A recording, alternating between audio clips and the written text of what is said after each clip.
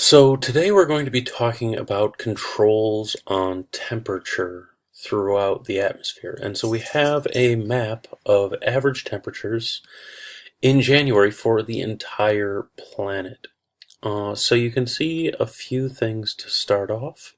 You note that the continents, the land masses, are very cold in the northern hemisphere. This is winter in the northern hemisphere, so that makes sense. You have land, which gets very, very cold. Comparatively, the ocean, which has a high um, heat capacity, stays very warm comparatively. It's much, much warmer over the oceans. And you can see in the southern hemisphere, the lands also get much hotter because in the southern hemisphere, this is summer. So you can see Australia gets very, very warm while the oceans remain relatively constant. You can also see as you get further from the equator, things cool down more.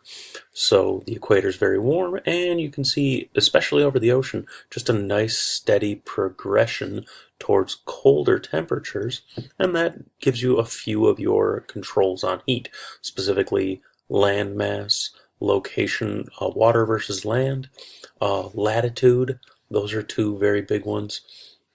You can also see a third one in the ocean currents. You can see this tilts down in or in warm temperatures, basically warm water being pulled away from the equator. The ocean current is pulling that water away from the equator, pulling it south.